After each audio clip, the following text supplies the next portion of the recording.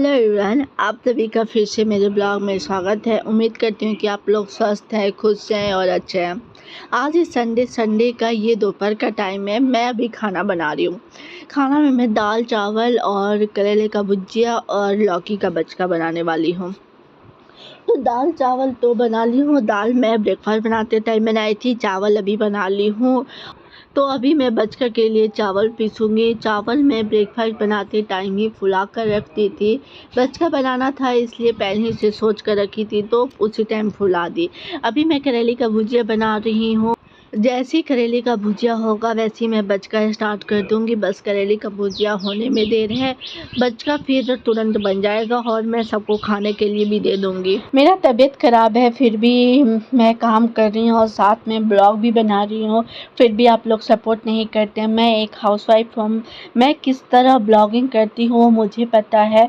मैं चाहती हूँ कि कुछ नया करूँ, कुछ बनूँ, इसलिए मैंने ब्लॉगिंग स्टार्ट किया। पर आप लोग तो सपोर्ट नहीं करेंगे। एक हाउसवाइफ की लाइफ कैसी होती है, एक हाउसवाइफ ही समझती है। सारा दिन किचन में लग जाता है और काम करते करते मन भी थक जाता है, फिर भी काम करना पड़ता है, बच्चा को संभालना पड़ता है। एक हाउसवाइफ अपने लिए कभी भी टाइम नहीं निकालने पाती है, ना ही आराम करने पाती है, चाहे उसका तबीयत ख़राब हो या कुछ और हो। बस काम करते रहना है, कैसे भी करो पर काम करो। मैं भी कुछ करना चाहती थी, कुछ बनना चाहती थी, अपना पहचान बनाना चाहती थी, पर मुझे तो कोई सपोर्ट नहीं कर रहा है। लगता है कि मुझे ब्लॉगिंग छोड़ना पड़ेगा, क्योंकि ब्लॉगिंग करते करते मेरा तबीयत भी ठीक नहीं रहने पा रहा है। जो भी थोड़ा मोड़ा टाइम निकलता था काम से वो मैं ब्लॉगिंग, एडिटिंग ये सब में दे देती हूँ, तो थोड़ा सा भी और आराम नहीं मिलने पाता है, जिससे मेरा तबीयत ख़राब हो गया है। फिर भी मैं जैसे तैसे कर रही हूँ काम। आपसे बात करते करते भुजिया भी बन गया और मैं बचका भी स्टार्ट कर दी हूँ बनाना। अब मैं बचका दो डाल दी हूँ तो मैं रोटी बना ले रही हूँ पापा को खाने के लिए, क्योंकि वो दोपहर में रोटी चावल दोनों खाते हैं। तो रोटी पहले बना लेती हूँ और जैसी रोटी बनाया हुआ होगा मैं उनको खाने के लिए दे दूँगी, और जैसे जैसे बचका निकलते जाएगा मैं सबको खाना खिला दूँगी।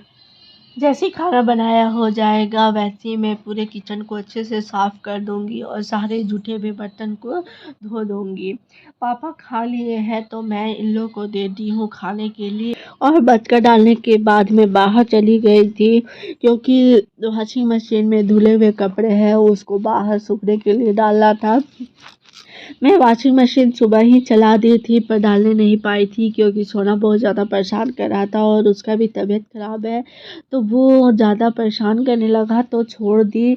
अभी वो उन लोग के साथ खेल रहा है तो मैं सारे काम को निपटा ले रही हूँ जल्दी जल्दी। फिर मैं भी थोड़ा सा आराम करूँ, काम करने का मन नहीं कर रहा है फिर भी करना पड़ रहा है। अभी मैं आई हूँ बेडरूम में। अभी रात का टाइम है, मैं यहाँ पे कपड़ा मोड़ रही हूँ। पिछले 2 दिन से मैं कपड़ा नहीं मोड़ रही थी, सब बस सूख जा रहा था तो मैं कुर्सी पे उठा के रख दे रही थी। कल तो घूमने चली गई, आज तबीयत ही ख़राब हो गया, फिर भी मैं कर ले रही हूँ। बहुत ज़्यादा कपड़ा हो गया है तो जल्दी से मैं मोड़ लेती हूँ, फिर मोड़ के सारे कपड़े को रख दूँगी। और चादर अभी मैं वॉशिंग मशीन में डाली हूँ धोने के लिए, क्योंकि उस पे अभी तुरंत सुसु कर दिया।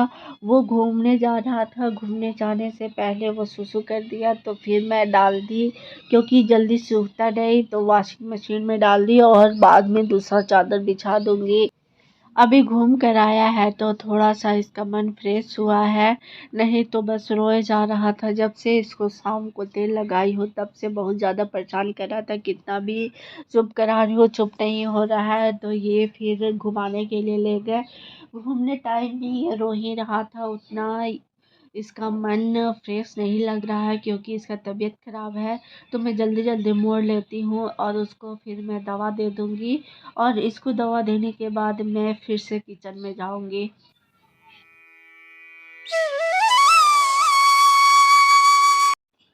अब मैं फिर से किचन में आ गई हूँ। सोना को दवा भी देती हूँ। तो जल्दी से मैं खाना बना ले रही हूँ। आज मैं खाना में छाछ और मूंगफली का चटनी बनाऊँगी।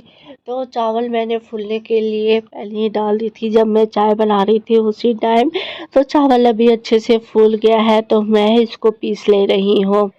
चावल पीसने के बाद मैं पत्ता गोभी को पहले मिक्सी में पीसी, सोची कि बारीक कट जाएगा, पर उसमें पूरा पीसी गया। तो मैं थोड़ा सा ही पत्ता गोभी मिक्सी में डाली थी तो तुरंत मैं मिक्सी को बंद की और चॉपर में पत्ता गोभी को चॉप करूँगी और बारीक काटूँगी।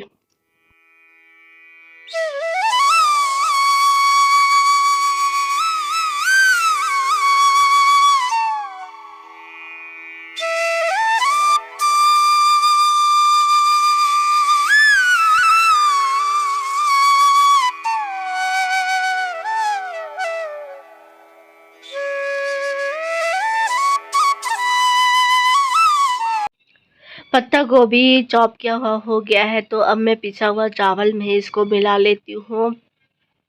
उसके बाद उसमें सारे मसाले डालकर अच्छे से मिला लूँगी। अब चीनी वाले डब्बे में चीनी को डाल दूँगी। आज सारा राशन आ गया है तो मैं चीनी वाले डब्बे में चीनी को डाल देती हूँ।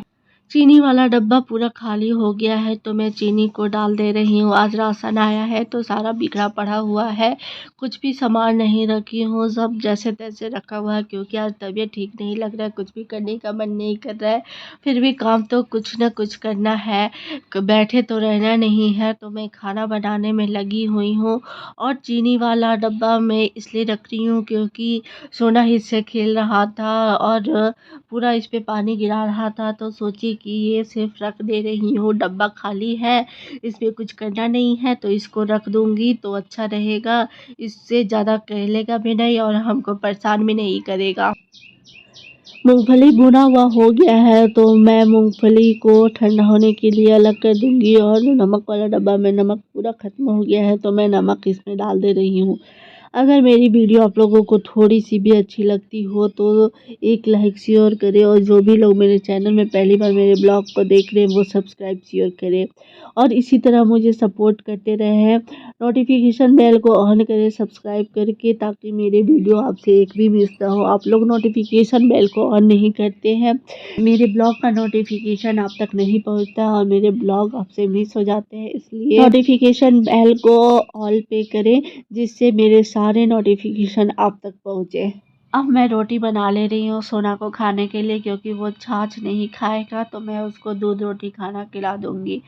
दूध रोटी मैं उसको सबको खिलाने के बाद खिलाऊंगी, थोड़ा मोड़ा सब में खाएगा। जैसे जैसे मैं छाछ बनाते जाऊंगी सबको खिलाते जाऊंगी क्योंकि छाछ गर्म अच्छा लगता है। तो एक एक बनते जाएगा और मैं एक एक करके सबको देते जाऊंगी। चलिए इस ब्लॉग को यहीं पे लास्ट करती हूँ। आप लोगों से मैं फिर मिलूंगी इसी तरह के ब्लॉग के साथ और उम्मीद करती हूँ कि आप लोगों को मेरा ब्लॉग अच्छा लगा होगा और आप लोग मुझे इसी तरह सपोर्ट करते रहिएगा। मिलते हैं मेरे नए ब्लॉग में। धन्यवाद।